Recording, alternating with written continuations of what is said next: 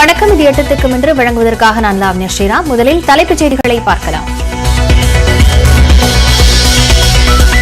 சாதி மத கலவரங்களை ஏற்படுத்தி திமுக ஆட்சியை அகற்ற சதி செய்கிறார்கள் என முதலமைச்சர் மு க ஸ்டாலின் குற்றச்சாட்டு.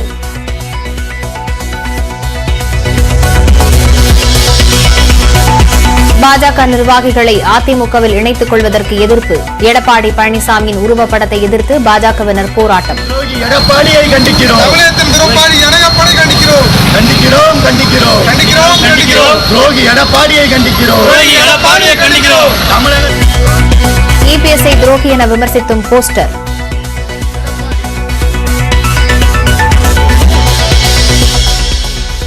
பாஜகவிலிருந்து ஆட்களை கூட்டிக் கொண்டு போனால்தான் திராவிட கட்சிகள் வளரும் என்ற நிலை இருப்பதாக அண்ணாமலை கருத்து. ஒவ்வொரு வினைக்கும் எதிர்வினை உண்டு எனவும் காட்டம்.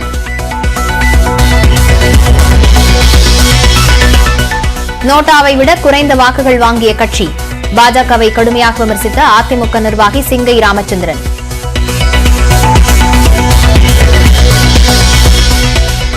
அதிமுக கூட்டணிக்கு விடுதலை சிறுத்தைகள் கட்சி செல்ல வாய்ப்பே இல்லை. விடுதலை சிறுத்தைகள் கட்சித் தலைவர் திருமாவளவன் மீண்டும் திட்டவட்டம். வதந்திகளை நம்பாமல் தைரியமாக இருங்கள். நாகர்கோயிலில் புலம்பெயர் தொழிலாளர்களை சந்தித்த முதலமைச்சர் மு க ஸ்டாலின் அறிவுறுத்தல்.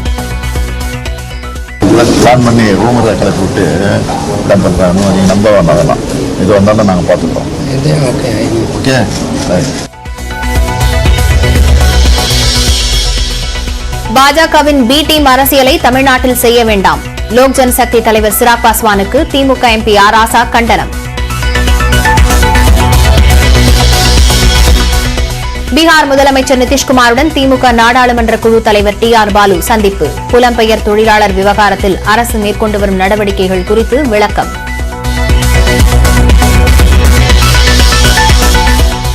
டிகோ காஷியா பகுதியில் கைதான 6 தமிழ்நாட்டு மீனவர்கள் உட்பட 16 பேரை விடுவிக்க நடவடிக்கை எடுக்க வேண்டும். பிரதமர் மோடிக்கு முதலமைச்சர் மு க ஸ்டாலின் கடிதம். மேகாலயா முதலமைச்சராக கான்ராட் சங்மா, நாகாலாந்து முதலமைச்சராக நியஃப்யூ ரியோ பதவியேற்பு.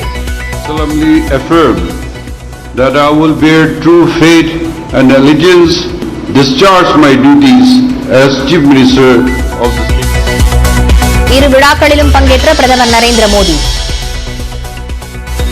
திருநெல்வேலியில் தமிழில் குடமுழுக்கு நடத்துவது தொடர்பான கருத்து கேட்பு கூட்டத்தில் வாக்குவாதம். சுகி சிவம் தமிழ் பாடல்களை பரிந்துரைக்க இந்து முன்னணி உள்ளிட்டோர் எதிர்ப்பு.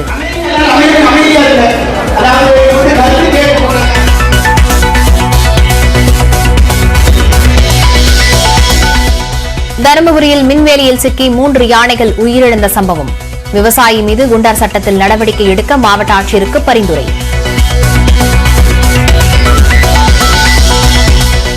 திருவனந்தபுரம் ஆற்றுக்கால் பகவதி அம்மன் கோயில் பொங்கல் விழா. 15 கிலோமீட்டர் தூரம் பொங்கல் வைத்து நடைபெறும் விழாவில் பல லட்சம் பேர் பங்கேற்பு.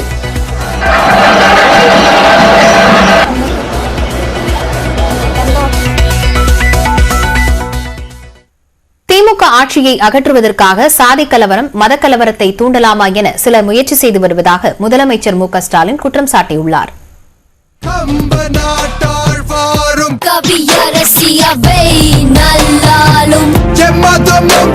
நாகர்கோவில் ஒழுகினசேரியில் திமுக அலுவலகத்தில் அமைக்கப்பட்டுள்ள மு கருணாநிதியின் முழு உருவ வெண்கலச் சிலையை திறந்து வைத்து உரையாற்றிய முதலமைச்சர் மு க ஸ்டாலின் பாஜக ஆட்சியை அகற்ற மதசார்பற்ற தலைவர்கள் ஒன்று திரள வேண்டும் என்று கேட்டுக் கொண்டார். தொடர்ந்து இந்த ஆட்சியை விட்டால் நம்முடைய பிழப்பு என்ன ஆவது என்ற நிலையில நம் மீது புழுதி வாரி தூற்றிக் கொண்டிருக்கிறார்கள். இந்த ஆட்சியை எப்படியாவது கெடுதல் செய்து இந்த ஆட்சி அப்புறப்படுத்த என்பதற்காக பல்வேறு திட்டங்களை எல்லாம் தீட்டிக் கொண்டிருக்கிறார்கள். எங்கேயாவது கலவரத்தை ஏற்படுத்தலாமா, ஜாதி கலவரத்தை தூண்டலாமா, மத கலவரத்தை ஏற்படுத்தலாமா, அங்கு இருக்கக்கூடிய மக்களிடத்தில் பிளவுகளை ஏற்படுத்தலாமா என்றெல்லாம் திட்டமிட்டு அந்த காரியத்தில் இன்றைக்கு அவர்கள் எல்லாம் ஈடுபட்டிருக்கிறார்கள்.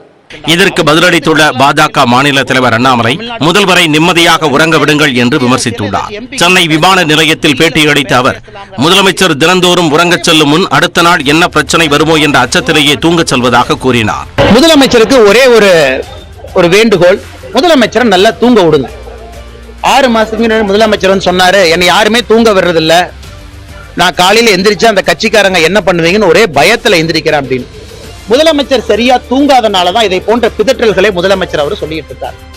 முதலமைச்சர் நல்லா தூங்குனா தெளிவா பேச ஆரம்பிச்சிருவார்.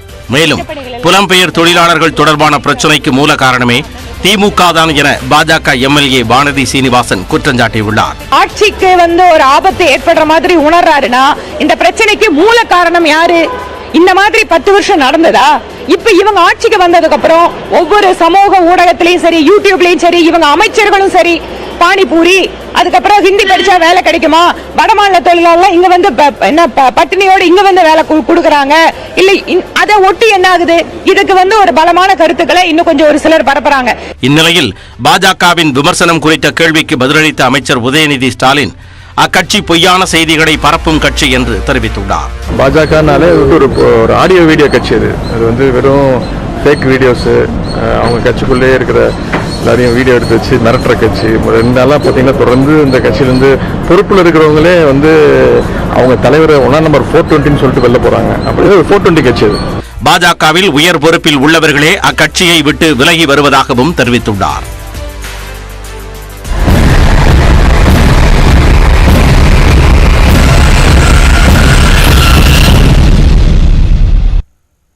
பாஜகவிலிருந்து விலகும் அக்கட்சியின் நிர்வாகிகள் தொடர்ச்சியாக அதிமுகவில் இணைவது இரு கட்சிகளுக்கும் இடையே பெரும் மோதல் போக்கை ஏற்படுத்தியுள்ளது.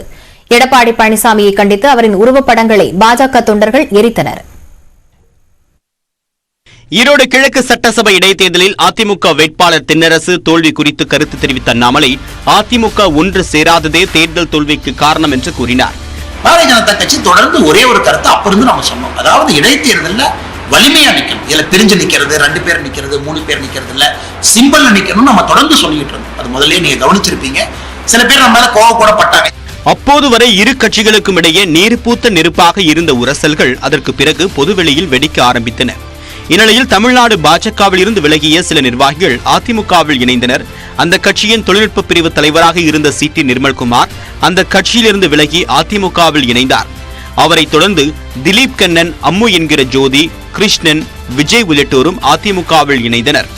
பாஜக நிர்வாகிகள் அதிமுகவில் இணைவது குறித்து ட்விட்டரில் பதிவிட்டிருந்த அமர் பிரசாத் ரெட்டி அதிமுக கூட்டணியில் இருக்கும்போது இப்படி செய்திருக்க கூடாது, பாஜகவில் இருந்து விலகுபவர்களை அதிமுக அரவணைக்க கூடாது என்று கூறியிருந்தார். கொங்கு மண்டலத்தை தங்கள் கோட்டை என்று கூறியவர்களை வாக்காளர்கள் வெளியேற்றி உள்ளதாகவும் அவர் கடுமையாக விமர்சித்திருந்தார். அமர் பிரசாத்தின் இந்த கருத்துக்கு பதிலளித்த அதிமுக முன்னாள் அமைச்சர் கே.பி. முனுசாமி அதிமுக தான் தமிழ்நாட்டின் உண்மையான எதிர்க்கட்சி என்பதை இடைத்தேர்தல் நிரூபித்து உள்ளதாக கூறினார். தமிழ்நாட்டை 30 ஆண்டுகள் ஆண்ட அதிமுகவை ஒரு பகுதிக்குள் சுருக்குவது அமர் பிரசாத்தின் அறியாமையை காட்டுவதாகவும் முனுசாமி கூறினார். வெளியேறுகின்றவர்கள் இயற்கையாக சொல்லக்கூடிய கருத்துதான், அதன் அடிப்படையில் அவர் சொல்லி வெளியேறுகிறார். நாங்கள் சொல்வதற்கு ஒன்றுமில்லை. கட்சித்தாவல் என்பது அரசியல் விளையாட்டுகளில் ஒன்று என்று கூறுகின்றனர் மூத்த பத்திரிகையாளர்கள். ஒரு கட்சியிலிருந்து இன்னொரு கட்சிக்குள் போவது என்பது பாஜகவிலிருந்து அஇஅதிமுக செல்வதோ, அஇஅதிமுக பாஜக செல்வது மட்டுமல்ல, மற்ற பல கட்சிகளில் ஈவன் சிபிஐயிலிருந்து சிபிஎம்முக்கோ, அது மாதிரி சிபிஎம்லிருந்து சிபிஐக்கோ அது மாதிரிலாம் சென்றிருக்கிறார்கள். அதனால் இது அரசியல் விளையாட்டுகளில் இது ஒன்று என்றாகத்தான் நாம் கருத வேண்டும். நோட்டாவை விட குறைவாக வாக்குகள் வாங்கி வந்த நிலையில் 2021 தேர்தலில் பாஜக எப்படி எம்எல்ஏக்களை வென்றது என்பதே இதற்கான பதில் என்றும், அதிமுக யார் தயவுமின்றி தனித்து போட்டியிட்டு தேர்தல்களை வென்ற இயக்கம் என்றும் அதிமுக ஐடி விங் செயலாளர் சிங்கை ராமச்சந்திரன் ட்விட்டரில் பதிவிட்டுள்ளார். நிர்வாகிகள் வெளிவந்ததை மறைப்பதற்காக அதிமுகவை வளர்க்க பாஜகவின் ஆட்கள் தேவை என்பது நகைச்சுவையே என்றும் அவர் கூறியுள்ளார். பாஜகவிலிருந்து சிலர் வெளியேறி மாற்றுக் கட்சியில் இணைவது குறித்த கேள்விக்கு ஒவ்வொரு வினைக்கும் ஒரு எதிர்வினை உண்டு என்று அக்கட்சியின் மாநில தலைவர் அண்ணாமலை பதிலளித்துள்ளார். தான் ஒரு தலைவன் என்றும் அதற்கேற்பதான் முடிவெடுப்பேன் என்றும் அவர் கூறியுள்ளார். கட்சியில் நம்ம புது ஆட்களுக்கு புது பொறுப்பு கொடுக்க முடியும், அப்பதான் அடுத்த தலைவர்கள் வளருவாங்க. இப்ப பாருங்க, திராவிட கட்சிகளை சார்ந்துதான் பாரதிய ஜனதா கட்சி வளரும்னு ஒரு குற்றச்சாட்டு இருந்துச்சு. திராவிட கட்சிகள் இருந்து ஒரு 4 பேர்த்த கொண்டு வந்து பிஜேபிக்குள்ள கொண்டு வந்தா தான் பாஜக வளரும். இன்னைக்கு பாஜகல இருந்து ஆளுகளை கூட்டிட்டு போனா தான் திராவிட கட்சிகள் வளருங்கிற நிலைமை தமிழ்நாட்டில் வந்துருச்சு. இது எப்படி சொல்றது?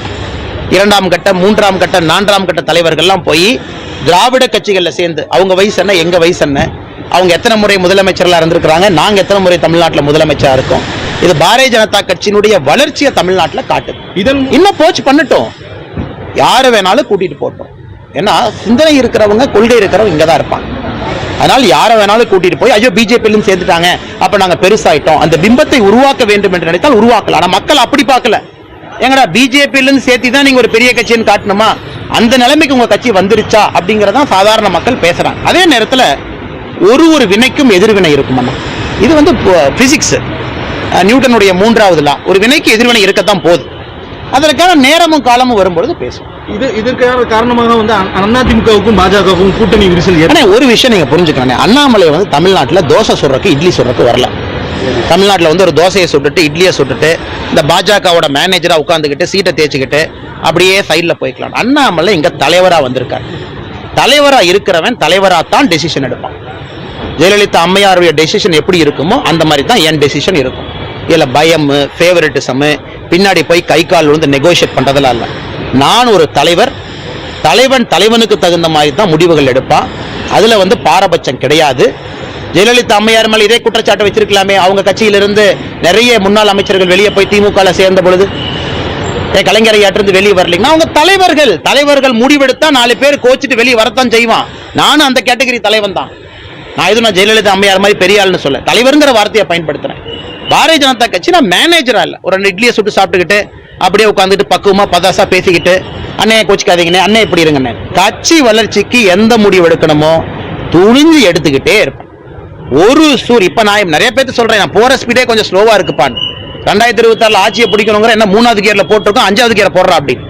இன்னும் வருகின்ற காலத்துல வேகத்தை அதிகத்தான் படுத்த போகின்றோமோ தவிர வேகத்தை குறைக்க போவது கிடையாதுங்கண்ணா. அதனால நீங்க ஃபீலத்தான் பார்ப்பீங்க. இல்ல அண்ணாமலை ஸ்லோவாரா, 4 பேர் கட்சி விட்டு வெளியே போய் அண்ணாமலை கிரிட்டிசைஸ் பண்ண அண்ணாமலை கம்மன் இருப்பாரா?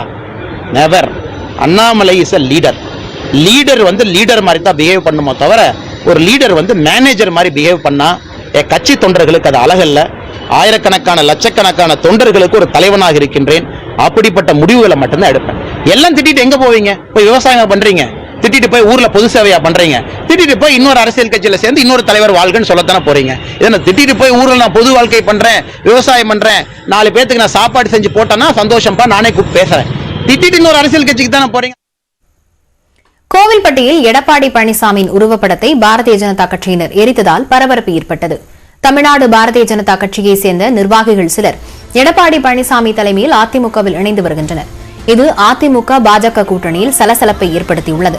இந்நிலையில் எடப்பாடி பழனிசாமிக்கு எதிர்ப்பை தெரிவிக்கும் வகையில் தூத்துக்குடி மாவட்டம் கோவில்பட்டியில் பாரதிய ஜனதா கட்சியினர் போராட்டத்தில் ஈடுபட்டனர். மாவட்ட தலைவர் தினேஷ் தலைமையில் பாஜகவினர் எடப்பாடி பழனிசாமியின் உருவப்படத்தை எரித்தனர்.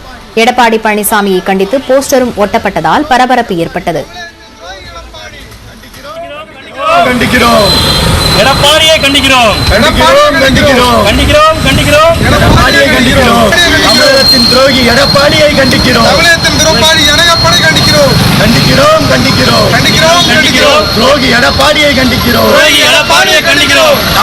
துரோகி எடப்பாடி, தமிழகத்தின் துரோகி எடப்பாடி கண்டிக்கிறோம். இதனிடையே எடப்பாடி பழனிசாமியின் உருவப்படத்தை எரித்த பாஜக இளைஞரணி மாவட்ட தலைவர் தினேஷ் உள்ளிட்ட 4 பேரை கோவில்பட்டி மேற்கு காவல் நிலைய போலீசார் கைது செய்துள்ளனர்.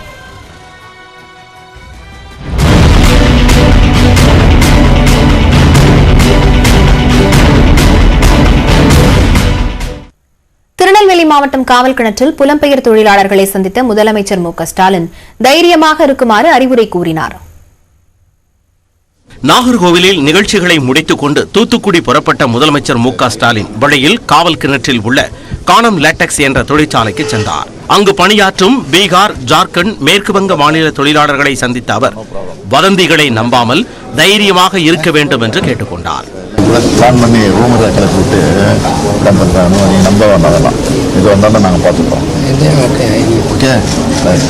இதனிடையே புலம்பெயர் தொழிலாளர்கள் தாக்கப்படுவதாக பரவிய வதந்தி குறித்து திருப்பூர், கோவை, சென்னை உள்ளிட்ட மாவட்டங்களில் ஆய்வு செய்த பீகார் உயர்மட்ட குழுவினர் சென்னை தலைமைச் செயலகத்தில் தலைமைச் செயலாளர் இறையன்புடன் ஆலோசனை மேற்கொண்டனர். அப்போது வதந்தியை தணிக்க எடுக்கப்பட்ட நடவடிக்கைகள் குறித்து விளக்க அறிக்கையை தலைமைச் செயலாளர் பீகார் குழுவினரிடம் வழங்கினார். அதன் பிறகு செய்தியாளர்களிடம் பேசிய பீகார் மாநில ஊரக வளர்ச்சித்துறை செயலாளர் பாலமுருகன் வதந்திகளை தணிக்க சிறப்பான நடவடிக்கை மேற்கொள்ளப்பட்டதாக பாராட்டு தெரிவித்தார். அவங்க இண்டிவிஜுவலா எல்லார்கிட்டையும் நாங்க கேட்டோம், நாங்க மீட் பண்ணவங்க கிட்ட உங்களுக்கு ஏதாவது ப்ராப்ளம் வந்திருக்கான்னா ஒருத்தர் கூட அது மாதிரி நாங்கள் எதுவும் ப்ராப்ளம் ஃபேஸ் பண்ணணும்னு ரிப்போர்ட் பண்ணல. ஏன்னா தனியாகவும் கேட்டோம், குரூப்லவும் கேட்டோம். வீடியோஸ் எல்லாம் பார்த்துட்டு அவங்க இடையில கொஞ்சம் பயம் வந்தது. இப்போ அந்த வீடியோஸ் பற்றி நான் சொன்னேன் இல்லைங்களா, கான்ஃபிடன்ஸ் பில்டிங் மெஷர்ஸ் எல்லாம் வந்ததால அந்த பேனிக், அந்த பயம் போயிடுச்சு. முன்னதாக சென்னை புரசைவாக்கத்தில் புலம்பெயர் தொழிலாளர்களை சந்தித்து பாதுகாப்பு சூழல் குறித்து பீகார் அதிகாரிகள் கருத்துக்களை கேட்டனர்.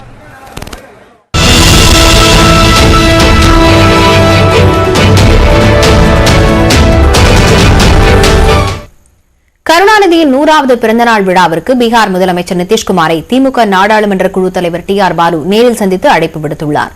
வரும் ஜூன் 3ஆம் தேதி முன்னாள் முதலமைச்சர் கருணாநிதியின் 100வது பிறந்தநாள் விழாவை பிரம்மாண்டமாக கொண்டாட தமிழ்நாடு அரசு திட்டமிட்டுள்ளது. இதில் தேசிய அளவிலான முக்கிய தலைவர்கள் கலந்து கொள்ளவிருப்பதாக தகவல் வெளியாகியுள்ளது. அதற்கேற்ப முதற்கட்டமாக பீகார் முதலமைச்சர் நிதிஷ்குமாரை நேரில் சந்தித்து TR பாலு அழைப்பு விடுத்துள்ளார். அப்போது தமிழ்நாட்டில் வேலை பார்க்கும் பீகார் மாநில தொழிலாளர்களை பாதுகாக்க அரசு எடுத்து வரும் நடவடிக்கைகள் குறித்தும் TR பாலு எடுத்துரைத்தார். மேலும் தமிழ்நாடு மற்றும் பீகார் இடையிலான நல்லுறவை கெடுக்கும் நோக்கில் திட்டமிட்டு வதந்திகள் பரப்பப்படுவதாக அவர் விளக்கம் அளித்தார். இதனைத் தொடர்ந்து முன்னாள் முதலமைச்சர் கருணாநிதியின் பிறந்தநாள் விழாவில் கலந்து கொள்வதாக நிதிஷ்குமார் உறுதியளித்துள்ளார். பாஜகவின் பி டீம் அரசியலை தமிழ்நாட்டில் செய்ய வேண்டாம் என லோக் ஜனசக்தி தலைவர் சிராக் பாஸ்வானுக்கு திமுக MP R ராசா கண்டனம் தெரிவித்துள்ளார். நேற்று சென்னையில் ஆளுநரை சந்தித்த பின் பேட்டியளித்த சிராக் பாஸ்வான், புலம்பெயர் தொழிலாளர்களின் பாதுகாப்பு குறித்து தமிழ்நாடு அரசு உறுதியான உத்தரவாதம் அளிக்க தவறிவிட்டதாக தெரிவித்திருந்தார். இது தொடர்பாக R ராசா வெளியிட்டுள்ள அறிக்கையில், புலம்பெயர் தொழிலாளர்களின் நிம்மதியை கெடுக்கும் வகையில் விஷமத்தனமான பிரச்சாரத்தில் ஈடுபடும் பாஜகவின் சுயநல அவதூறு அரசியலுக்கு துணை போக வேண்டாம் என வலியுறுத்தியுள்ளார். புலம்பெயர் தொழிலாளர்கள் குறித்து வதந்தி பரப்பியதாக சென்னையில் பணியாற்றி வந்த ஜார்க்கண்ட் மாநில தொழிலாளியை போலீசார் கைது செய்தனர். தமிழ்நாட்டில் புலம்பெயர் தொழிலாளர்கள் தாக்கப்படுவதாக பரவிய போலியான வீடியோக்களால் பரபரப்பு ஏற்பட்டது. இதையடுத்து தொழிலாளர்களின் அச்சத்தை போக்கும் வகையில் தமிழ்நாடு காவல்துறையினர் வீடியோ வெளியிட்டு விழிப்புணர்வு ஏற்படுத்தினர். ஜார்க்கண்டை சேர்ந்த மனோஜ் யாதவ் என்பவர் வீடியோக்களை சித்தரித்து வெளியிட்டது போலீசார் விசாரணையில் தெரியவந்ததை அடுத்து சென்னை பொத்தேரியில் கட்டிட வேலை செய்து வந்த மனோஜ் யாதவை மறைமலை நகர் போலீசார் கைது செய்துள்ளனர். மேலும் அவருக்கு உடந்தையாக இருந்த சந்தன், சுராஜ் திவாரி, சஞ்சய் சர்மா உள்ளிட்ட 6 பேரை தேடி வருகின்றனர். இதேபோல் சமூக வலைதளங்களில் அவதூறு பரப்பிய பீகாரைச் சேர்ந்த ரூபேஷ்குமார் என்பவரை திருப்பூர் சைபர் கிரைம் தனிப்படை போலீசார் தெலங்கானாவில் கைது செய்தனர். தொடர்ந்து திருப்பூர் அழைத்து வந்து அவரிடம் போலீசார் விசாரணை மேற்கொண்டுள்ளனர்.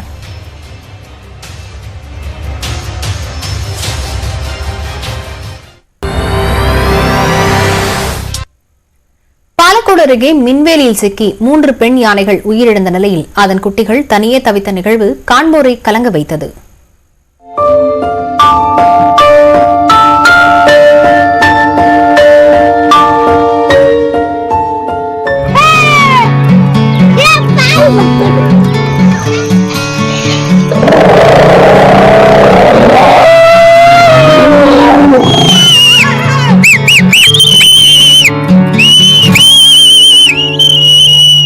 தருமபுரி மாவட்டம் பாலக்கோடு தாலுகா மாரண்டஹள்ளி அருகே காளிகவுண்டர் கொட்டாய் பகுதியைச் சேர்ந்தவர் சக்திவேல். இவர் பெங்களூருவில் வசித்து வரும் நிலையில் தனக்கு சொந்தமான 15 ஏக்கர் தென்னந்தோப்பு மற்றும் அதனை சுற்றிய விவசாய நிலத்தை முருகேசன் என்பவருக்கு குத்தகைக்கு விட்டிருந்தார்.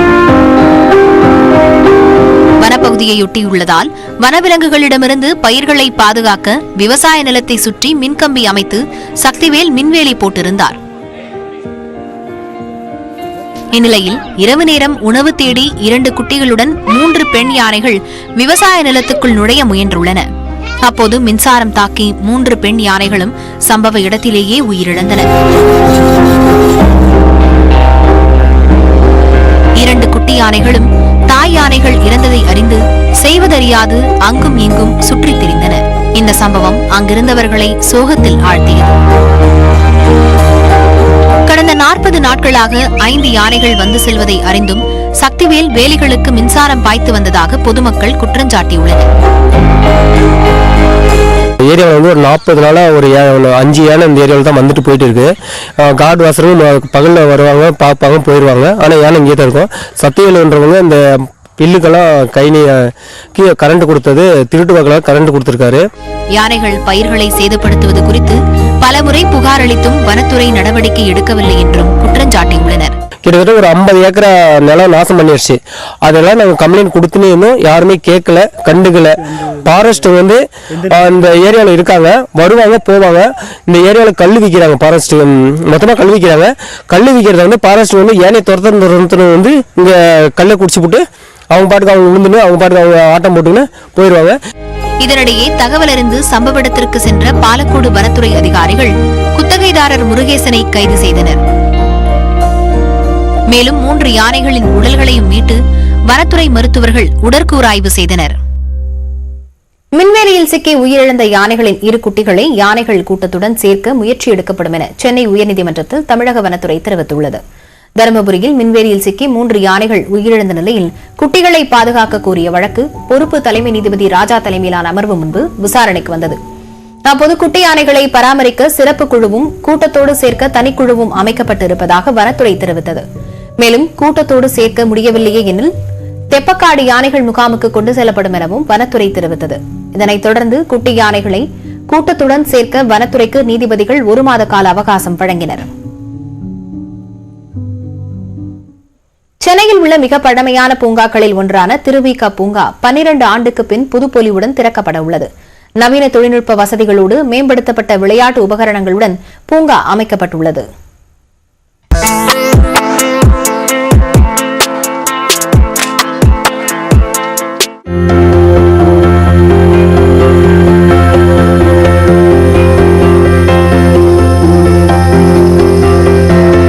சென்னையில் உள்ள மிக பழமையான பூங்காக்களில் ஒன்று ஷெனாய் நகரில் அமைந்துள்ள திருவிக பூங்கா.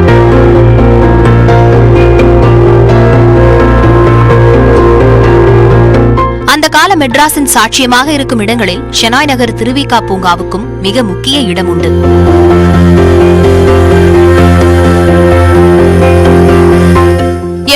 எட்டு ஏக்கர் பரப்பளவு கொண்ட இப்பூங்கா மெட்ரோ ரயில் மற்றும் கட்டுமான பணிகள் காரணமாக 2011ஆம் ஆண்டில் மூடப்பட்டது. இப்பூங்காவில் 328 மரங்கள் இருந்த நிலையில் 100க்கும் மேற்பட்ட மரங்கள் வெட்டப்பட்டது அப்பகுதி மக்களிடையே அதிருப்தியை ஏற்படுத்தியது. இந்நிலையில் சென்னை பெருநகர வளர்ச்சி குழுமத்தின் நிதி உதவியுடன் 240 கோடி ரூபாய் மதிப்பில் புதுப்பொலிவுடன் பொழுதுபோக்கு பூங்காவாக மேம்படுத்தப்பட்டுள்ளது. இப்பணிகள் 2018ஆம் ஆண்டு தொடங்கப்பட்டது.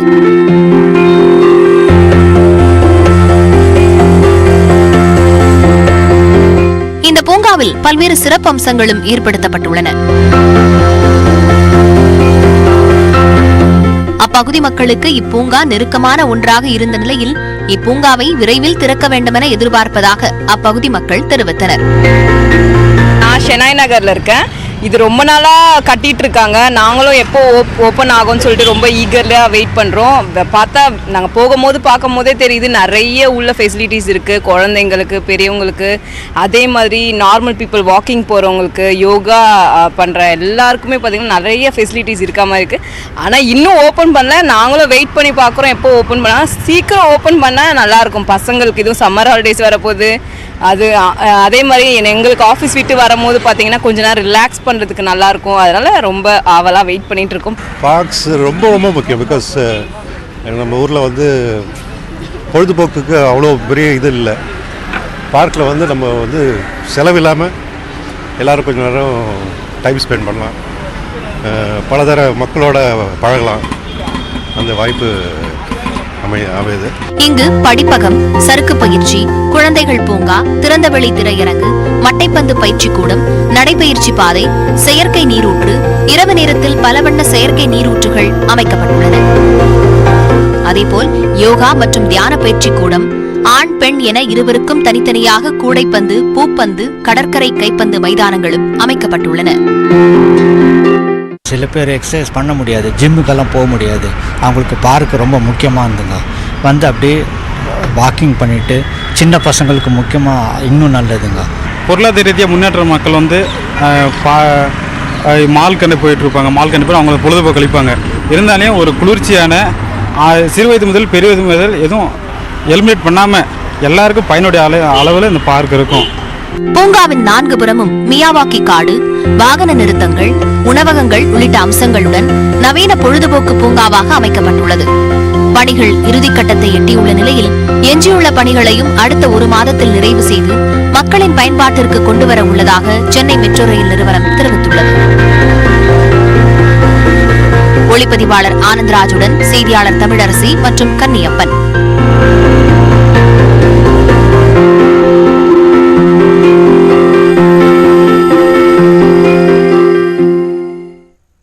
என்னென்ன ரகத்தில் தங்கத்தின் கேரட்டுகள் உள்ளன என்பது தெரியுமா? இன்றைய நாணயம் பகுதியில் தெரிந்து கொள்ளலாம்.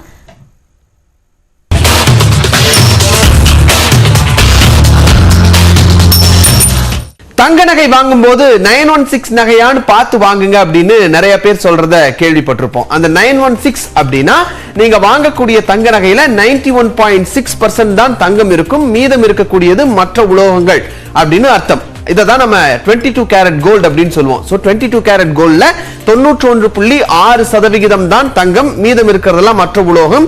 சோ நீங்க 22 கேரட் கோல்டு வாங்கும்போது அதுல 916 அப்படின்னு போட்டிருப்பாங்க. அதுல 91.6% தங்கம் இருக்கிறது உறுதி செய்யப்பட்டிருக்கிறது அப்படின்னா 916 கோல்டு அப்படின்னு அதை சொல்லுவாங்க. இப்படி என்னென்ன ரகத்துல தங்கத்தினுடைய கேரட்டுகள் இருக்கு அப்படின்னு நம்ம பார்த்தோம் அப்படின்னா 24 கேரட் தங்கம் அப்படின்னா 99.9% அதுல தங்கம் இருக்கு அப்படின்னு அர்த்தம். 22 கேரட்ல 91.6% தங்கம் இருக்கு அப்படின்னு அர்த்தம். இதுதான் நம்ம சாதாரணமா வாங்கக்கூடிய நகைகளுக்கு பயன்படுத்தக்கூடிய தங்கம். அதே மாதிரி 18 கேரட் கோல்டுன்னு ஒண்ணு இருக்கு. அந்த நகை, அதாவது அந்த 18 கேரட் தங்கத்துல 75% தான் தங்கம், மீதெல்லாம் 25% மற்ற உலோகங்கள் தான் இருக்கும். இது வந்து பொதுவா கல் வைத்த நகைகள், உதாரணமா வைர நகைகள் எல்லாமே வந்து 18 கேரட் கோல்ட்ல தான் பொதுவா இருக்கிறத நம்ம பார்க்க முடியும். அதுக்கு அடுத்ததா 14 கேரட் கோல்டு அப்படின்னு எடுத்துக்கிட்டோம் அப்படின்னா அதுல 58.5% தான் தங்கம், மீதம் இருக்கிறதெல்லாம் மற்ற உலோகங்கள் தான் இருக்கும். அதே மாதிரி 10 கேரட் கோல்டுன்னு இருக்கு. அதுல 41.7% மட்டும்தான் தங்கம், மீதம் எல்லாம் மற்ற உலோகம். 8 கேரட் கோல்டுன்னு இருக்கு. அதுல அந்த 8 கேரட் கோல்டு அப்படின்னு எடுத்துட்டீங்கன்னா 33.3% மட்டும்தான் தங்கம், மீதம் இருக்கிறதெல்லாம் மற்ற உலோகங்கள் தான். இதுல 14, 18, 22 கேரட் தங்கத்துல செய்யக்கூடிய நகைகளுக்கு ஹால்மார்க் முத்திரை அப்படிங்கிறது ரொம்ப முக்கியம், அதை கவனிக்கணும்.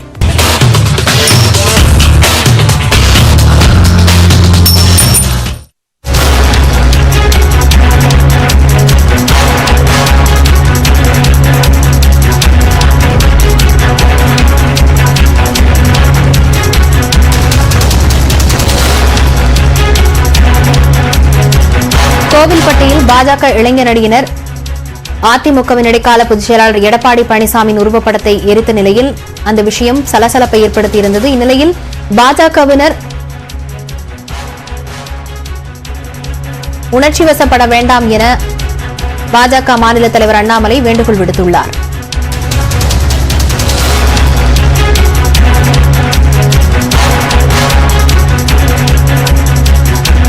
பாஜகவினர் உணர்ச்சி வசப்பட வேண்டாம் என தொண்டர்களுக்கு பாஜக மாநில தலைவர் அண்ணாமலை அறிவுறுத்தியுள்ளார். அதிமுகவில் பாஜக நிர்வாகிகள் இணைந்து வருவதால் இபிஎஸ் மீதான கோபத்தில் படத்தை தொண்டர்கள் எரித்த நிலையில் பாஜகவினர் உணர்ச்சி வசப்பட வேண்டாம் என மாநில தலைவர் அண்ணாமலை அறிவுரை அளித்திருக்கிறார். கோவில்பட்டியில் எடப்பாடி பழனிசாமி உருவப்படத்தை பாஜகவினர் எரித்ததை அடுத்து சலசலப்பு ஏற்பட்ட நிலையில் கூட்டணி கட்சி தலைவர்களுக்கு பாஜகவினர் உரிய மரியாதை தர வேண்டும் என அவர் அறிவித்திருக்கிறார். பாஜகவினர் உணர்ச்சி வசப்பட வேண்டாம் என மாநில தலைவர் அண்ணாமலை அறிவுரை வழங்கியிருக்கிறார்.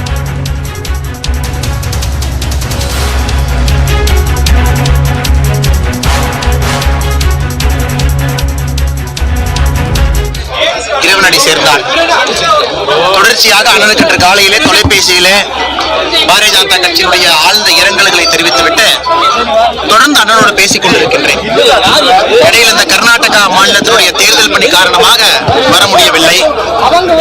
இன்று வந்து அண்ணனுக்கு நேரடியாக பாரதிய ஜனதா கட்சி என்னுடைய ஆழ்ந்த இரங்கல்களை தெரிவிப்பதற்காக இங்கே வந்திருக்கின்றேன். நம்முடைய மாண்புமிகு பாரத பிரதமர் திரு நரேந்திர மோடி ஐயா அவர்கள் கூட கடிதம் மூலமாக தன்னுடைய இரங்கல் செய்தியை முன்னாள் முதலமைச்சர் அண்ணன் ஓ பன்னீர்செல்வம் அவர்களுக்கு கடிதம் மூலமாக இரங்கல் செய்தி அனுப்பியிருக்கின்றார். குறிப்பாக 95 வயது பழனியம்மாள் அவர்கள் அண்ணனுக்கு ஒரு பெரிய ஒரு பாலமாக இருந்தவர். இந்த மீளா துயரத்திலிருந்து அண்ணன் அவர்கள் மீண்டு வருவார்கள், ஆண்டவன் முழுமையாக அண்ணனை அரவணைப்பார் என்கின்ற நம்பிக்கை எங்களுக்கு இருக்கு. அவருக்கு லட்சக்கணக்கான தொண்டர்கள் ஆறுதல் சொல்லியிருக்கின்றார்கள். அத்தோடு நானும் பாரதிய ஜனதா கட்சி கட்சியினுடைய தலைவராக எங்களுடைய தலைவர்கள் தொண்டர்களோடு வந்து எங்களுடைய ஆறுதல்களை தெரிவித்திருக்கிறோம். மறைந்த ஓபிஎஸ்ஸின் தாயார் உருவப்படத்திற்கு மரியாதை செலுத்திய பின்னர் பாஜக மாநில தலைவர் அண்ணாமலை செய்தியாளர்களை சந்தித்திருக்கிறார். அப்போது பாஜகவினர் உணர்ச்சி வசப்பட வேண்டாம் என அறிவுரை வழங்கியிருக்கிறார்.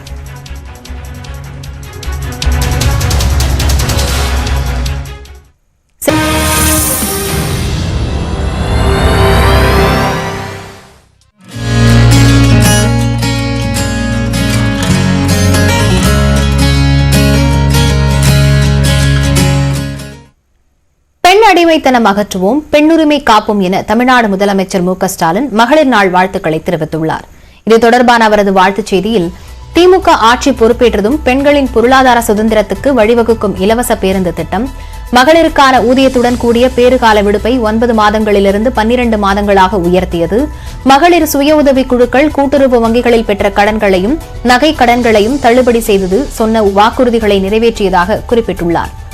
தமிழ்நாடு அரசின் மகளிருக்கான புதிய கொள்கை விரைவில் இறுதி செய்யப்பட்டு வெளியிடப்படவிருப்பதாகவும், வருகிற நிதிநிலை அறிக்கையில் பெண்களுக்கு மாதம் 1000 ரூபாய் உரிமைத் தொகை வழங்குவது குறித்த அறிவிப்பினையும் வெளியிடவிருப்பதாக தெரிவித்துள்ளார். பெண்ணுரிமை என்பதை எண்ணற்ற புரட்சி திட்டங்களால் செய்து காட்டுவதுதான் திராவிட மாடல் என்றும் முதலமைச்சர் ஸ்டாலின் தெரிவித்துள்ளார். மகளிர் தினத்தையொட்டி தெலங்கானா ஆளுநரும் புதுச்சேரி துணைநிலை ஆளுநருமான தமிழிசை வெளியிட்டிருக்கும் வாழ்த்துச் செய்தியில், பெண்கள் தங்களது உரிமைகளை பெற்று ஒவ்வொரு நாளையும் மகிழ்ச்சியோடு கொண்டாடும் அளவிற்கு வாழ்க்கையை அமைத்துக் கொள்ள வேண்டும் என்று வாழ்த்தியுள்ளார். மதிமுக பொதுச் செயலாளர் வைகோ விடுத்துள்ள வாழ்த்துச் செய்தியில், பெண்கள் மீது பூட்டப்பட்ட பல்வேறு அடிமைத்தனங்களை அடித்து நொறுக்கி பெண்களை வீரத்தமிழச்சிகளாக உயர்த்திட பெருமை திராவிட இயக்கத்தை சாரும் என்று தெரிவித்துள்ளார். நாடாளுமன்றத்தில் சட்டமன்றங்களில் 33% இடஒதுக்கீடு மகளிருக்கு வழங்க வேண்டும் என்பது நிறைவேறும் காலம் தொலைவில் இல்லை என்றும் குறிப்பிட்டுள்ளார். மகளிர் தினத்தை முன்னிட்டு அதிமுக இடைக்கால பொதுச் செயலாளர் எடப்பாடி பழனிசாமி வாழ்த்து தெரிவித்துள்ளார். அவர் வெளியிட்டுள்ள அறிக்கையில், அதிமுக ஆட்சியில் மகளிருக்காக செயல்படுத்தப்பட்ட பல்வேறு திட்டங்களை பட்டியலிட்டுள்ளார். மேலும் பெண்கள் அனைவரும் தன்னம்பிக்கையுடனும் விடாமுயற்சியுடனும் சோதனைகளை எதிர்கொண்டு சரித்திரம் படைக்க வேண்டும் எனவும் எடப்பாடி பழனிசாமி தனது வாழ்த்துச் செய்தியில் குறிப்பிட்டுள்ளார். காலநிலை மாற்றத்தால் எண்ணற்ற பிரச்சினைகள் ஏற்படுகின்றன. அதில் ஒன்று வெப்ப மின்னல்கள். வெப்ப மின்னல்கள் என்றால் என்ன, அவற்றால் என்ன பாதிப்பு என விளக்குகிறார் சிறப்பு செய்தியாளர் தேவப்பிரியன். பூமியில் ஏற்படக்கூடிய இயற்கை பேரிடர்களுக்கு மிக முக்கிய காரணமாக அமைந்திருப்பது காலநிலை மாற்றம் தான். இந்த காலநிலை மாற்றம் தொடர்பான நிறைய ஆய்வுகள் அவ்வப்போது மேற்கொள்ளப்பட்டாலும் இப்ப ஜெர்மனி மற்றும் ஸ்பெயின் நாடுகளை சேர்ந்த 4 விஞ்ஞானிகள் மேற்கொள்ளப்பட்டக்கூடிய ஆய்வு முடிவு தற்போது வெளிவதற்கு நிறைய முக்கியமான விவரங்கள் வெளியாகி இருக்கு. அதாவது பூமியுடைய சராசரி வெப்பநிலை அப்படின்னு பார்த்தா 15 டிகிரி செல்சியஸ், அந்த அளவுக்கு குளுமையாவா இருக்கு அப்படின்னு கேட்க வேண்டாம். அதாவது ஈரானில் இருக்கக்கூடிய லூட் பாலைவனத்துடைய சராசரி வெப்பநிலை 70 டிகிரி செல்சியஸா நீங்க எடுத்துக்கிட்டீங்க அப்படின்னா, அண்டார்டிகால இருக்கக்கூடிய ஒரு பகுதியில பதிவாகக்கூடிய சராசரி வெப்பநிலை -89.2 டிகிரி செல்சியஸ். அந்த அளவுக்கு மாறுபட்ட தன்மை இருக்கிறதுனால தான் சராசரி 15 டிகிரி செல்சியஸா பதிவாகுது. சரி, 1880 இருந்து 2022ஆம் ஆண்டு வரைக்கும் எடுக்கப்பட்ட ஒப்பிட்ட பார்க்கும்போது கிட்டத்தட்ட 140 வருடங்களுக்கு முன்னதாக பூமியுடைய சராசரி வெப்பநிலை 13.9 டிகிரி செல்சியஸ் இப்ப 15 டிகிரி செல்சியஸ், அதாவது 1.1 டிகிரி செல்சியஸ் வரைக்கும் அதிகரிச்சிருக்கு அப்படின்னு விஞ்ஞானிகள் கண்டறிஞ்சிருக்காங்க. இதன் காரணமா என்னென்ன மாற்றம் எல்லாம் ஏற்படுது அப்படின்னு பார்க்கும்போது, இந்தியாவில் முக்கியமா மின்னல் தாக்குதல்கள் அதிகரிச்சிருக்கு. அதாவது ஒரு வருஷத்திற்கு சராசரியா 2500 பேர் இந்த மின்னல் தாக்குதலால் உயிரிழக்கிறாங்க. 1967 இருந்து 2022ஆம் ஆண்டு வரைக்கும் கிட்டத்தட்ட 1,10,000 பேர் உயிரிழந்திருக்காங்க. இது மின்னல் தன்மையிலேயே நிறைய மாற்றத்தை உண்டு பண்ணிருக்கு அப்படின்னு சொல்றாங்க. அது என்ன? வெப்ப மின்னல்கள். ஆமா, வெப்ப மின்னல்கள் அப்படின்னும் போது சராசரியா பூமியை தாக்கக்கூடிய மின்னல்கள் ஒரு சில மில்லி செகண்ட்ஸ் தான் தாக்கும். ஆனா இப்ப 40 மில்லி செகண்ட்ஸ் வரைக்கும் இதனுடைய தாக்கம் இருக்கு, தன்மை இருக்கு அப்படின்னு சொல்லிட்டு விஞ்ஞானிகள் கண்டறிஞ்சிருக்காங்க. அது மட்டும் இல்லாம பூமியோட இந்த அளவுக்கு நீடித்த தொடர்பு இருப்பதன் காரணமா நிறைய சக்தி வாய்ந்த மின்சாரம் பூமிக்கு கடத்தப்படுது அப்படின்னு சொல்றாங்க. அதாவது 30,000 வோல்ட் வரைக்கும் மின்சாரம் கடத்தப்படுது அப்படின்னு சொல்றாங்க. 1992ஆம் ஆண்டுல 2018ஆம் ஆண்டு வரைக்கும் அமெரிக்காவில் ஏற்பட்ட அதீத காட்டு தீக்கான காரணம் என்ன அப்படின்றதை இந்த விஞ்ஞானிகள் ஆய்வுக்கு உட்படுத்துறாங்க. அப்ப 5858 காட்டுத்தீ சம்பவங்களுக்கு இந்த வெப்ப மின்னல்கள் காரணமா இருக்கிறதா அவங்க உறுதிப்படுத்தியிருக்காங்க. வரக்கூடிய வருஷங்கள்ல பூமியுடைய சராசரி வெப்பநிலை 1 டிகிரி செல்சியஸ் அளவுக்கு உயர்ந்தாலும் கூட இந்த வெப்ப மின்னல்களுடைய தாக்குதல் 12% வரைக்கும் அதிகரிக்கும் அப்படின்றது விஞ்ஞானிகளுடைய கூற்றா இருக்கு. 2090ஆம் வருஷத்துல கணிக்கப்பட்ட கணக்கீட்டின்படி 41% அளவுக்கு இந்த வெப்ப மின்னல்களுடைய தாக்கம் அதிகரிக்க கூடும் அப்படின்றத இவங்க எச்சரிச்சிருக்காங்க. சில முக்கிய செய்திகளை ஒரு நிமிட தொகுப்புகளாக பார்க்கலாம். தமிழ்நாட்டில் புலம்பெயர் தொழிலாளர்கள் தாக்கப்படுவதாக வதந்தி பரப்பிய வழக்கில் உத்தரப்பிரதேசத்தைச் சேர்ந்த பாஜக நிர்வாகி பிரசாந்த் உம்ராவை வரும் 20ஆம் தேதி வரை கைது செய்ய தடை விதித்து டெல்லி உயர்நீதிமன்றம் உத்தரவிட்டுள்ளது. ஹிந்தி பேசியதற்காக தமிழ்நாட்டில் 12 புலம்பெயர் தொழிலாளர்கள் கழுத்தறுத்து கொல்லப்பட்டதாக வதந்தி பரப்பிய உத்தரப்பிரதேச மாநில பாஜக செய்தி தொடர்பாளர் பிரசாந்த் உம்ராவ் மீது தூத்துக்குடி போலீசார் வழக்கு பதிவு செய்தனர். அவரை கைது செய்ய டெல்லி மற்றும் உத்தரப்பிரதேச மாநிலங்களுக்கு தமிழ்நாடு காவல்துறையினர் விரைந்துள்ளனர். இந்நிலையில் இந்த வழக்கில் முன்ஜாமீன் கோரி பிரசாந்த் உம்ராவ் தாக்கல் செய்த மனு டெல்லி உயர்நீதிமன்றத்தில் நீதிபதி ஜஸ்மீத் சிங் முன்பு விசாரணைக்கு வந்தது. அப்போது பிரசாந்த் உம்ராவ் தரப்பில் 12 வாரங்கள் ஜாமீன் கேட்டு வாதங்கள் முன்வைக்கப்பட்டன. ஆனால் பிரசாந்த் உம்ராவ் மீது தீவிரமான குற்றச்சாட்டு உள்ளதாகவும் அவருக்கு ஜாமீன் வழங்கக்கூடாது என்றும் அரசு தரப்பில் கடும் எதிர்ப்பு தெரிவிக்கப்பட்டது. மேலும் வதந்தி பரப்பியதற்காக பிரசாந்த் உம்ராவ் பகிரங்க மன்னிப்பு கேட்க வேண்டும் என்று தமிழ்நாடு அரசு தரப்பில் வாதிடப்பட்டது. இருதரப்பு வாதங்களையும் கேட்ட நீதிபதி வரும் 20ஆம் தேதி வரை பிரசாந்த் உம்ராவை கைது செய்ய இடைக்கால தடை விதித்து உத்தரவிட்டார். கோவையில் விசாரணை கைதி மற்றும் போலீசாரிடையே நடைபெற்ற துப்பாக்கிச்சூடு சம்பவம் பரபரப்பை ஏற்படுத்தியது.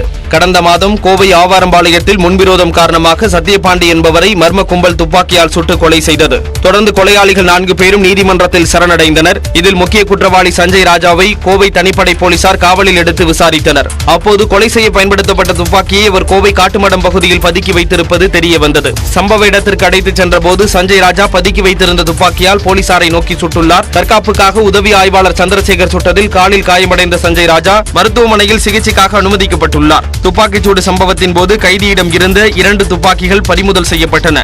இது தொடர்பாக சம்பவம் நடந்த கரட்டுமேடு பகுதியில் தனிப்படை போலீசார் சோதனை செய்தனர். துப்பாக்கிச்சூடு நடைபெற்ற பகுதியில் கோவை காவல்துறை துணை ஆணையர் சந்தீப் நேரில் ஆய்வு மேற்கொண்டார். சடனா அங்க ஒரு ஸ்டோன் கீழே கல்லு கீழே மறைச்சு வச்சது எடுத்துட்டாரு. அது ஆல்ரெடி ஒரு லோடட் பொசிஷன்ல இருந்துச்சு. ஆன் த ட்ரீ ஒரு 2 மார்க்ஸ் இருக்கு. So he has fired 2 rounds. நம்ம தரப்புல நம்ம எஸ்ஐ அந்த சிச்சுவேஷன்ல செல்ஃப் டிஃபென்ஸ்க்காக ஒரு ரவுண்ட் ஃபயர் பண்ணாங்க. கோவையில் துப்பாக்கி கலாச்சாரம் பரவவில்லை என்றும் துணை ஆணையர் சந்தீப் திட்டவட்டமாக தெரிவித்தார். தமிழில் குடமுழுக்கு நடத்துவது தொடர்பாக திருநெல்வேலி மாவட்டம் பாளையங்கோட்டையில் நடந்த கருத்து கேட்பு கூட்டத்தில் சிவனடியார்கள் தமிழ் ஆர்வலர்களிடையே வாக்குவாதம் ஏற்பட்டதால் பரபரப்பான சூழல் நிலவியது. உயர்நீதிமன்ற மதுரை கிளை உத்தரவுப்படி தமிழ்நாடு இந்து சமய அறநிலையத்துறை கட்டுப்பாட்டில் உள்ள கோயில்களில் தமிழில் குடமுழுக்கு நடத்துவது தொடர்பாக கருத்து கேட்பு கூட்டம் பாளையங்கோட்டையில் உள்ள தனியார் மண்டபத்தில் நடைபெற்றது. கமிட்டி உறுப்பினர்களான குன்றக்குடி பொன்னம்பல் அடிகளார், பேரூர் ஆதீனம் மருதாச்சல் அடிகளார், சுகிசிவம் உள்ளிட்டோரும் நெல்லை, தூத்துக்குடி, கன்னியாகுமரி, தென்காசி மாவட்ட சமூக ஆர்வலர்கள், இந்து ஆர்வலர்கள், சிவனடியார்கள் பங்கேற்றனர். குடமுழுக்கில் பாட தேவாரம், திருவாசகம் உள்ளிட்ட சில பாடல்களை சுகிசிவம் பரிந்துரைத்தார். அதற்கு ஆகம விதிகளை மீறி தமிழ் பாடல்களை சேர்க்க முடியாது என சிவனடியார்கள் தெரிவித்ததால் இரு தரப்பினருக்கும் இடையே மீண்டும் வாக்குவாதம் ஏற்பட்டது.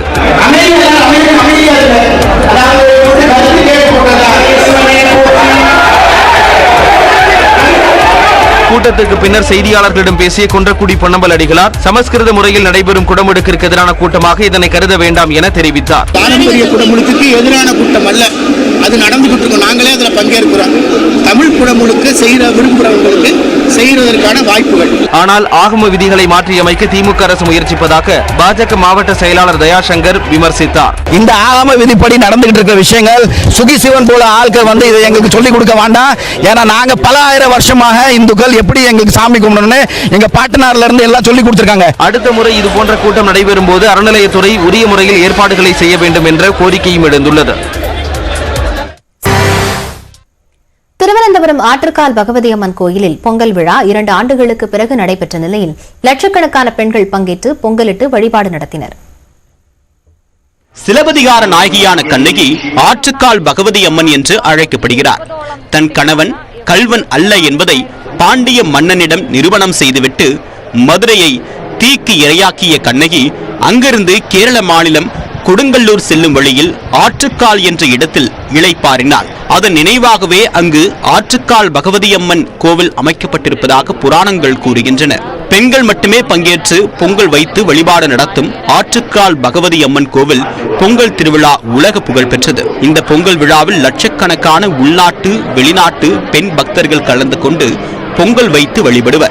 അടുക്കുകളിലേക്ക് തീ പകരുന്നതോടെ ഇത്തവണത്തെ പൊങ്കാല മഹോത്സവത്തിന് തുടക്കമായിരിക്കുന്നു ഈ ചലഞ്ചിൽ അടികൂടിയിരുന്നത്.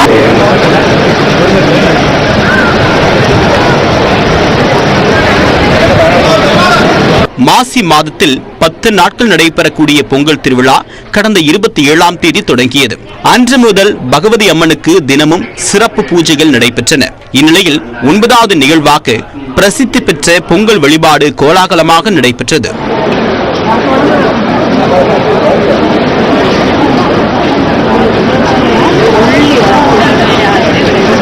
கோயில் தந்திரி சன்னதி தீபத்தை மேல் சாந்தியிடம் கொடுக்க அவர் கோவிலின் முன்பு அமைக்கப்பட்டிருந்த பண்டார அடுப்பில் தீ மூட்டினார்.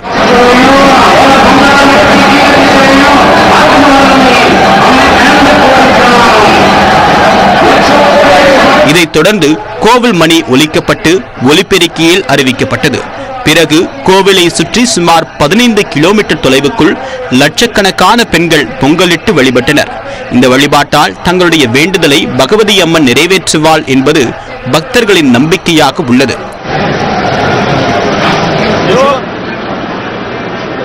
25-30 வருஷமா பொங்கல் போட வரேன். ரொம்ப ரொம்ப ரொம்ப பக்தி உள்ள அம்மன் அவங்க. 2-3 தடவை வந்திருக்கேன். எனக்கு ரொம்ப நம்பிக்கை இருக்கு. முதல்ல இருந்தே எங்க அம்மா வந்து போடுவாங்க. ஆனால் நான் வர்றதில்லை, எங்க அம்மா தான் வருவாங்க. மாமா இங்கே இருந்ததுனால பின்ன நானும் 2-3 தடவை அம்மா கூட வந்து போட்டதுனால எனக்கு ரொம்ப ஆசை. இந்த தடவை நான் மாத்திரம் எங்க மண்ணி எங்க தங்கச்சி எல்லாரும் வந்தோம். கோவிலின் முன்புறம் அமைக்கப்பட்டுள்ள பச்சை பந்தலில் தோற்றப்பாட்டு என்று அழைக்கப்படக்கூடிய கண்ணகி பாட்டும் நடைபெற்றது. பாதுகாப்புக்காக 4 எஸ்பிக்கள் தலைமையில் 3500க்கும் மேற்பட்ட போலீசார் குவிக்கப்பட்டுள்ளனர். கடந்த 2 நாட்களாக ஆற்றுக்கால் பகவதி அம்மன் கோவிலில் வரலாறு காணாத அளவில் பக்தர்கள் தரிசனத்திற்காக குவிந்தனர். இந்த விழாவை முன்னிட்டு திருவனந்தபுரம் நகரம் விழாக்கோலம் பூண்டது.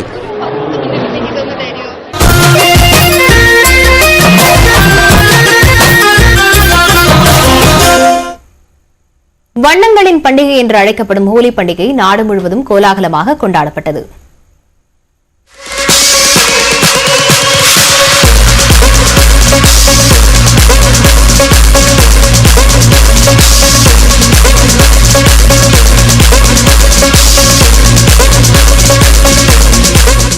குளிர்காலத்தை வழியனுப்பி வசந்த காலத்தை வரவேற்கும் விதமாக வட மாநிலங்களில் ஹோலி பண்டிகை ஆண்டுதோறும் கோலாகலமாக கொண்டாடப்பட்டு வருகிறது. பால்குண மாதத்தின் பௌர்ணமி என்று நடைபெறக்கூடிய இந்த வண்ணங்களின் திருவிழா நீண்ட குளிர்காலத்திற்கு பிறகு வசந்த காலம் பூப்பதை குறிக்கிறது. தீபாவளியைப் போலவே ஹோலியும் தீமையை அழித்த நன்மையின் வெற்றியை குறிக்கிறது. மக்கள் வெறுப்புகள் மற்றும் எதிர்மறை ஆற்றல்களை நீக்கிவிட்டு புத்தம் புதிய வாழ்க்கையை தொடங்குவதற்கான ஒரு நிகழ்வாக பார்க்கப்படுகிறது. இந்த தினத்தில் ஒருவருக்கொருவர் வண்ணங்களை பூசி உடைந்த உறவுகளை சரி செய்யும் போது அன்பு மலரும் என்று பொதுமக்களால் நம்பப்படுகிறது. அந்த வகையில் வடமாநிலங்கள் முழுவதும் உற்சாகமாக ஹோலி பண்டிகை கொண்டாடப்பட்டது. உத்தரப்பிரதேச மாநிலம் மதுராவில் உள்ள பிருந்தாவன் பகுதியில் கூடிய மக்கள் ஆட்டம் பாட்டத்துடன் ஹோலி பண்டிகையை கொண்டாடினர்.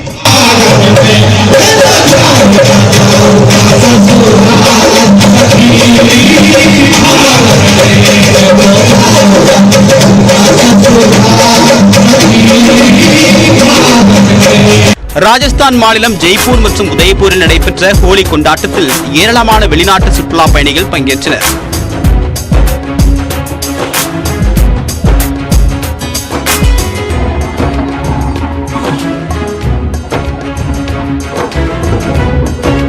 மேலும் உதய்பூரில் மேவாரின் முன்னாள் அரச குடும்பம் பாரம்பரிய முறைப்படி ஹோலி பண்டிகையை கொண்டாடினர்.